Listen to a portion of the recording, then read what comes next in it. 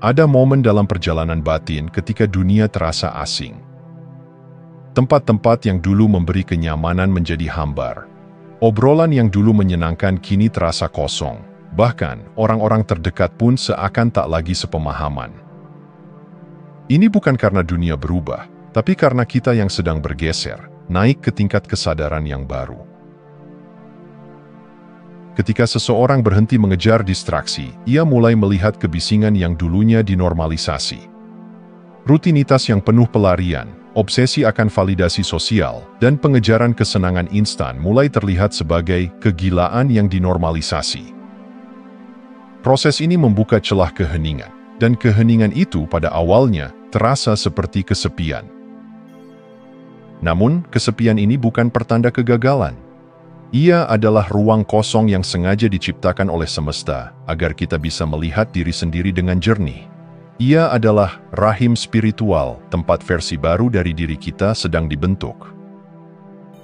Dalam keheningan, kita belajar mendengar suara batin yang selama ini tertutupi oleh hiruk-pikuk luar.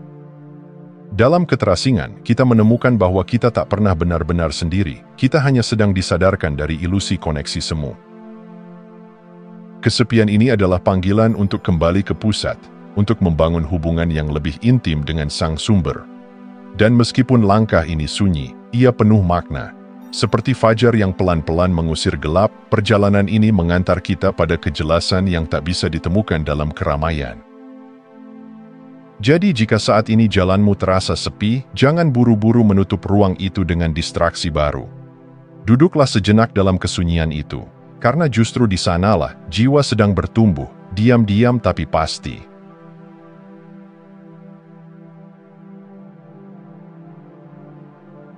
Setelah melewati fase sunyi dan keterasingan, muncul satu kebutuhan baru, menyusun ulang hubungan kita, bukan hanya dengan orang lain, tapi juga dengan ide, nilai, dan ruang di sekitar. Ini bukan sekadar tentang mencari teman baru atau komunitas spiritual. Ini tentang menciptakan ekosistem batin yang mendukung pertumbuhan jiwa. Ketika versi lama dari diri mulai meleleh, kita tidak bisa lagi hidup dengan pola yang sama. Yang dulu terasa nyaman, kini menjadi penghalang. Yang dulu kita anggap benar, kini terasa membatasi. Proses ini menuntut keberanian untuk memilih ulang, bahkan jika itu berarti harus berjalan menjauh dari yang familiar. Menghubungkan diri dengan lingkungan yang selaras bukanlah tentang pencitraan, tapi penyelarasan. Kita mencari frekuensi, bukan popularitas. Kita mulai memilih bacaan yang menguatkan, percakapan yang membangun, tempat yang memberi ketenangan, dan orang-orang yang tidak menguras, melainkan menyuburkan batin. Di sini, kita tidak sekadar menghindar dari yang negatif, tapi secara sadar mendekat pada yang sejati. Ini juga tentang menyambut versi baru dari diri kita sendiri, bukan dengan ekspektasi yang kaku, melainkan dengan penerimaan yang lembut. Kita tidak lagi terjebak dalam peran lama atau identitas palsu, karena kita tahu pertumbuhan bukan hanya soal meninggalkan, tapi juga soal menyambut. Dan dalam penyelarasan ini, kita mulai merasakan bahwa perjalanan spiritual bukan hanya ke dalam, tapi juga keluar, menciptakan harmoni antara jiwa dan dunia. Sebuah dunia yang dulu terasa asing, kini perlahan menemukan nadanya kembali.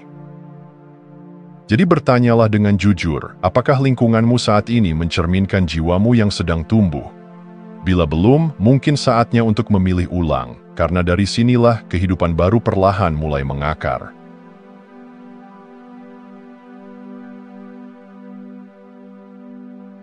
Banyak orang memisahkan kelimpahan dari spiritualitas, seolah dua hal ini saling bertentangan. Seolah mengejar kelimpahan adalah tanda keserakahan, dan spiritualitas hanya pantas dijalani dalam keterbatasan. Tapi sesungguhnya, abundansi, kelimpahan dalam makna terdalamnya, justru adalah buah alami dari jiwa yang selaras. Kelimpahan sejati tidak bermula dari luar. Ia bukan tentang seberapa banyak yang kita miliki, tapi seberapa utuh kita merasa di dalam. Ketika hati dipenuhi rasa syukur, ketika batin tidak lagi diliputi ketakutan dan kekurangan, maka kelimpahan mulai hadir, tak selalu dalam bentuk materi, tapi selalu dalam bentuk makna. Perjalanan spiritual adalah proses membuka ruang batin, Kita membersihkan trauma, melepaskan pola pikir lama, dan menyembuhkan luka terdalam. Semua itu menciptakan wadah baru yang mampu menampung lebih banyak cahaya, lebih banyak kedamaian, dan pada akhirnya, lebih banyak kelimpahan. Bukan karena kita mengejarnya, tapi karena kita kini mampu menjadi tempat bagi kelimpahan itu untuk tinggal. Semesta tidak pelit, ia hanya mencari tempat yang siap menerima. Dan kesiapan itu bukan soal kerja keras semata, melainkan keadaan batin yang sudah selaras. Kita menjadi magnet, bukan karena kita menarik, tapi karena kita cocok. Kita tidak lagi berjuang keras untuk memiliki, karena kita sudah menjadi. Jadi jangan takut bermimpi besar, jangan ragu membuka tangan lebar-lebar kepada berkat yang sedang menunggu untuk diberikan. Tapi ingat, yang paling penting bukan apa yang datang, melainkan siapa yang kita jadi saat menerimanya. Abundansi bukan godaan di pinggir jalan spiritual. Ia adalah sungai yang mengalir di tengahnya, tenang, penuh, dan tak pernah kering bagi jiwa yang siap menerima.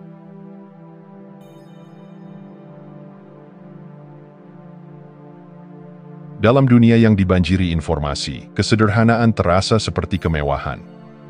Kita diajari sejak kecil bahwa semakin banyak yang kita tahu, punya, atau capai, semakin tinggi nilai kita. Namun dalam keheningan batin, muncul kesadaran baru. Semakin dalam kita memahami, semakin sedikit yang perlu dijelaskan. Kesederhanaan bukan berarti kekurangan. Ia adalah bentuk kematangan ketika kita berhenti mengukur hidup dari kerumitan dan mulai merasakannya dari kedalaman. Seperti pohon yang kokoh tanpa perlu bersuara, seperti mata air yang tenang tapi menghidupkan, kesederhanaan adalah ekspresi tertinggi dari kebijaksanaan. Kata-kata yang sejati tidak berlebihan, tindakan yang tulus tidak teatrikal, pikiran yang jernih tidak butuh banyak ornamen. Kita mulai menyadari bahwa hidup tidak harus selalu sibuk untuk terasa berarti. Justru dalam ruang yang lapang dan sunyi, makna seringkali datang dengan utuh dan mengejutkan. Menyederhanakan hidup bukan tentang menyerah, tapi tentang memilih dengan sadar. Kita mulai memilah, mana yang penting, mana yang hanya memadatkan waktu tanpa mengisi jiwa. Kita mulai menata, bukan untuk terlihat baik di mata luar, tapi untuk terasa ringan di dalam dada. Di titik ini, kita mulai memahami bahwa segala pencapaian bukanlah tujuan akhir, tapi sarana untuk kembali ke yang esensial. Dan esensi itu seringkali begitu sederhana, damai, jujur, hadir. Sederhana adalah ketika kita bisa tertawa tanpa beban, mencinta tanpa syarat, memberi tanpa takut kekurangan, dan dari tempat itu, hidup terasa lebih luas, walau jalannya sunyi. Maka, jika hidupmu mulai terasa terlalu penuh, terlalu ramai, terlalu berat, mungkin bukan karena kau kurang sesuatu, mungkin karena saatnya menyederhanakan.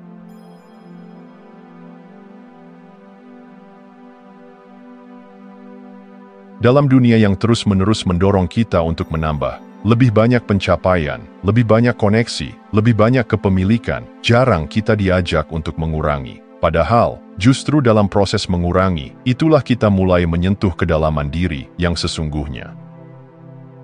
Mengurangi bukan berarti kehilangan, ia adalah seni melepaskan yang tidak lagi selaras, agar ruang baru bisa tercipta. Kita mulai menyadari bahwa tidak semua yang kita bawa pantas untuk dibawa lebih jauh. Ada beban yang dulu terasa penting, kini justru menghalangi langkah. Ada identitas yang dulu kita banggakan, kini terasa seperti topeng. Dalam proses subtraksi inilah, kita menemukan keaslian. Kita belajar melepaskan bukan karena menyerah, tapi karena memilih untuk hidup lebih ringan dan lebih jujur. Kita mengurangi distraksi agar bisa mendengar suara hati. Kita mengurangi ekspektasi agar bisa hadir dengan penuh. Kita mengurangi pencitraan agar bisa menjadi apa adanya. Seperti seorang pemahat yang menciptakan karya bukan dengan menambah, tapi dengan mengikis, kita pun membentuk kehidupan yang lebih sejati melalui pengurangan. Sedikit demi sedikit, lapisan-lapisan yang membungkus inti diri kita terkikis. Dan di balik semua itu, muncullah sesuatu yang murni. Keheningan yang kaya, kehadiran yang utuh. Kedalaman tidak bisa dicapai dengan menumpuk, ia hanya bisa ditemukan ketika ruang dalam diri menjadi lapang. Dan kelapangan itu muncul ketika kita berani berkata, "Ini cukup, aku cukup." Jadi jika saat ini kamu sedang merasa penuh tapi kosong, mungkin yang kamu butuhkan bukan tambahan, tapi pengurangan. Bukan untuk menjadi kurang, tapi untuk menjadi lebih dalam. Karena kadang, satu langkah mundur bukan kemunduran, tapi pintu menuju kedalaman yang tak pernah kita duga sebelumnya.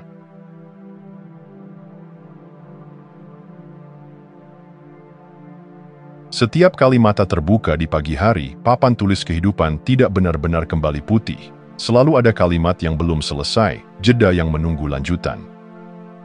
Kita bukan karakter yang muncul di bab pertama dan lenyap di epilog. Kita adalah narasi yang terus berdenyut, bergerak dari titik koma ke titik koma. Kadang kita tergoda menandai momen tertentu sebagai akhir, lulus kuliah, menemukan pasangan, meraih promosi, atau bahkan mengalami kegagalan besar. Namun begitu euforia atau duka mereda, kita tersadar, garis finish hanyalah tikungan jalan. Hidup menolak berhenti, menolak dituntaskan oleh satu peristiwa. Ia menulis bab berikutnya sebelum tinta bab sebelumnya mengering. Menemukan diri di tengah cerita berarti berdamai dengan ketidakpastian. Kita boleh merencanakan, namun alur selalu punya ruang untuk kejutan. Hal itulah yang membuat perjalanan menggugah. Lembar esok belum tercetak, dan pena ada di tangan kita sekaligus di tangan semesta. Kesadaran ini mengundang kerendahan hati. Ketika menang, kita tak terbuai kesombongan, karena puncak hari ini bisa menjadi dasar lompatan berikutnya. Ketika tersandung, kita tak larut dalam putus asa, karena plot twist terbaik sering lahir di lembah. Dengan memahami bahwa kisah masih bergulir, kita memberi diri kesempatan untuk tumbuh, mengoreksi, dan bertransformasi. Maka rayakan kemajuan namun jangan mengukirnya di batu. Belajarlah dari kegagalan namun jangan menjadikannya rantai. Pandang tiap hari sebagai halaman baru yang siap ditulisi makna. Karena berhenti bergerak, berhenti bertanya adalah cara paling cepat mengakhiri petualangan sebelum waktunya. Kita tidak menuju atau meninggalkan sepenuhnya, kita berada di sebuah titik di mana masa lalu memberi pelajaran dan masa depan memberi harapan. Dan selama napas masih mengalir, cerita ini masih mendesak untuk dilanjutkan.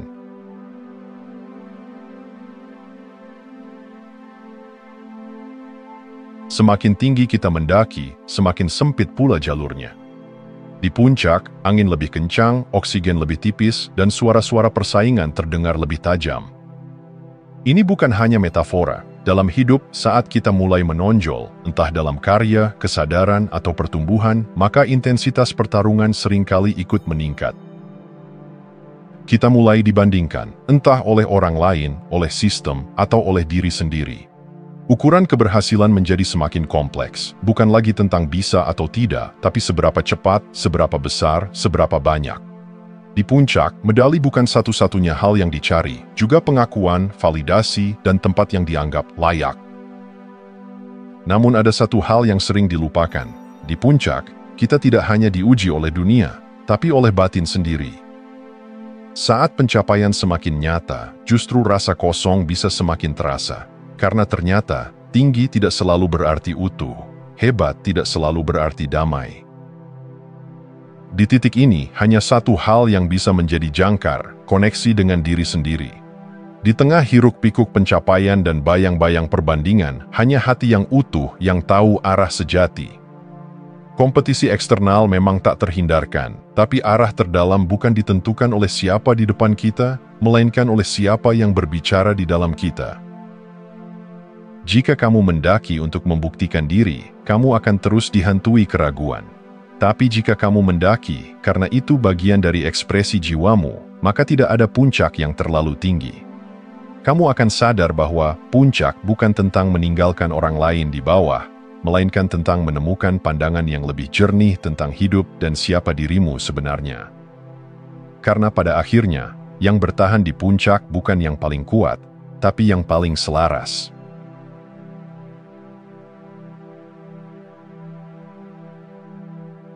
Di dunia yang penuh metrik dan tolak ukur, mudah sekali terseret dalam ilusi bahwa nilai diri kita bisa dikurung dalam angka. Jumlah pengikut, nominal gaji, statistik pencapaian, semuanya seolah menjadi cermin nilai eksistensi. Namun, siapa kita tidak pernah bisa diwakili oleh bilangan. Kita hidup dalam zaman kalkulatif, di mana validasi datang dalam bentuk berapa. Berapa banyak proyek yang selesai, berapa banyak like yang dikumpulkan, berapa banyak rupiah yang dihasilkan.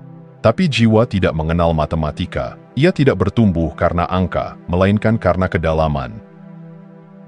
Masalahnya, ketika angka menjadi pusat, kita mulai berjuang bukan untuk ekspresi, tapi untuk pembuktian.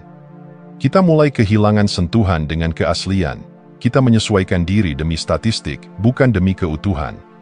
Dan lambat laun, kita mulai menilai diri seperti dunia menilai kita. Apakah kita cukup secara kuantitas? Padahal, kebaikan hati tidak bisa diukur, ketulusan tidak bisa dipajang, kedewasaan tidak bisa diberi label diskon. Bahkan kesadaran spiritual, yang paling berharga dari semua, tumbuh dalam diam, jauh dari panggung sorotan. Nilai diri yang sejati lahir dari tempat yang sunyi, tempat di mana kita mengenal luka dan memeluknya, tempat di mana kita berdiri meski tidak ada yang melihat, tempat di mana kita memilih kebenaran meski itu tidak populer. Di sana, nilai tidak diklaim, ia dirasakan. Kita bukan angka, kita adalah cerita. Dan cerita yang baik tidak diingat karena statistik, tapi karena makna. Maka, berhentilah mengukur diri dengan meteran yang dibuat orang lain. Lihat ke dalam.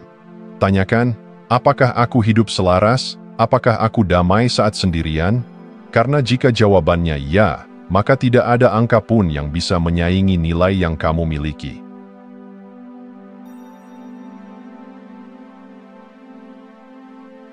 Seringkali, batas tertinggi kita bukan terletak pada dunia luar, tapi pada dunia dalam. Bukan karena kurang cerdas, kurang berbakat, atau kurang kesempatan, tapi karena jauh di lubuk hati, kita masih merasa tidak pantas. Tidak cukup baik, tidak cukup layak. Inilah yang tak banyak disadari. Realitas yang kita alami bukan hanya hasil dari kerja keras atau strategi, tapi juga refleksi dari identitas yang kita yakini. Pikiran bawah sadar kita, yang merekam semua luka, ketakutan, dan cerita lama, menjadi filter yang menentukan apa yang kita izinkan hadir dalam hidup. Seseorang bisa punya visi besar, tapi jika identitas batinnya masih melekat pada narasi lama, seperti saya selalu gagal, saya tidak sepintar mereka, atau saya tidak layak kaya, maka realitasnya akan terus memantulkan keyakinan itu. Bukan karena semesta tidak mendukung, tapi karena ia hanya bisa bekerja sama dengan apa yang kita izinkan secara energetik. Maka perjalanan spiritual bukan hanya tentang mencapai, tapi menghapus lapisan-lapisan ilusi yang mengaburkan siapa kita sebenarnya. Kita tidak perlu menjadi seseorang yang baru. Kita hanya perlu mengingat siapa kita sebelum dunia membuat kita lupa. Self-worth bukan tentang merasa lebih baik dari orang lain. Ia adalah fondasi tenang yang berkata, aku layak menerima kebaikan karena keberadaanku cukup. Dari tempat ini, kita mulai menciptakan realitas baru. Bukan sebagai pengemis validasi, tapi sebagai pencipta yang sadar. Ketika identitas kita selaras dengan kebenaran, bahwa kita adalah bagian dari sumber yang tak terbatas, maka batasan mulai runtuh. Jalan-jalan terbuka, kesempatan datang bukan sebagai kebetulan, tapi sebagai resonansi. Dan saat itu terjadi, kita tak lagi bertanya, apakah aku bisa? Tapi justru, apakah aku siap menerima semua kebaikan yang memang pantas untukku?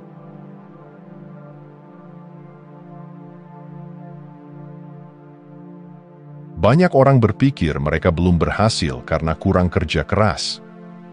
Padahal, kerja keras saja tidak cukup jika kita masih terikat pada ide lama yang membatasi. Seperti berlari membawa karung pasir di punggung, tak peduli seberapa cepat kita berusaha, beban itu tetap memperlambat langkah. Ide-ide lama ini sering menyamar sebagai kenyataan. Mereka terdengar seperti, saya memang begini sejak dulu. Saya bukan tipe orang yang sukses, uang sulit didapat, atau kebahagiaan itu langka dan sementara. Padahal semua itu hanyalah cerita, narasi lama yang diwariskan, diterima tanpa sadar, lalu dijadikan pondasi kepercayaan. Yang menyedihkan, banyak dari cerita itu tidak pernah kita pilih secara sadar. Mereka berasal dari pengalaman masa kecil, pengaruh lingkungan, atau luka batin yang belum disembuhkan, tapi mereka tetap diam-diam membentuk batasan di kepala dan hati. Dan sebelum kita menyadarinya, kita sudah hidup dalam sangkar buatan pikiran sendiri. Melepas ide lama bukan perkara instan. Ia butuh keberanian untuk jujur, mengakui bahwa apa yang kita pegang selama ini, meski terasa aman, mungkin sudah tidak relevan. Dan kadang, lebih mudah bertahan dalam rasa sakit yang familiar daripada melangkah ke kebebasan yang belum kita kenal. Namun, disinilah letak transformasi sejati.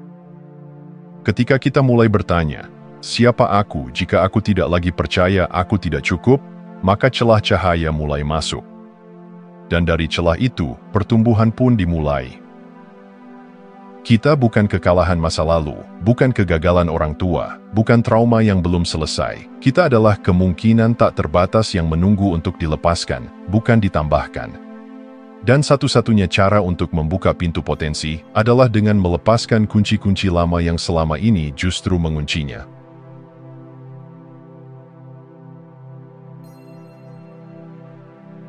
Mungkin inilah tantangan terbesar dalam perjalanan spiritual dan hidup, mampu merasakan masa depan di saat ini. Bukan sekadar membayangkan atau berharap, tapi benar-benar hadir, seolah masa depan yang kita inginkan sudah nyata dan hidup dalam batin. Ini bukan tentang khayalan kosong, melainkan tentang frekuensi yang kita pilih untuk huni. Ketika kita berhasil menempatkan diri dalam getaran masa depan yang diidamkan, pikiran bawah sadar mulai bekerja bersama kita, bukan melawan.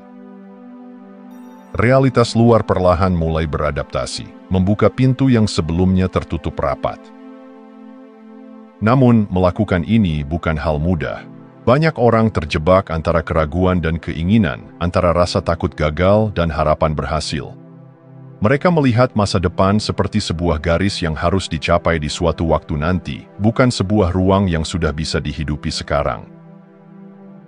Padahal, kehadiran masa depan di saat ini adalah seni hidup di saat sekarang, dengan visi yang jelas. Ia adalah kombinasi antara keyakinan mendalam dan kesadaran penuh. Kuncinya adalah mampu membiarkan harapan dan impian mengalir tanpa rasa tertekan, tanpa rasa tergesa, tapi dengan ketenangan yang kuat. Ketika kita mampu melakukan ini, waktu terasa melunak. Jalan yang kita tempuh bukan lagi sebuah perjuangan berat, tapi sebuah tarian harmonis antara niat dan tindakan, antara energi dan manifestasi. Inilah tahap di mana kita tidak hanya menunggu masa depan datang, tapi kita sudah menjadi masa depan itu sekarang.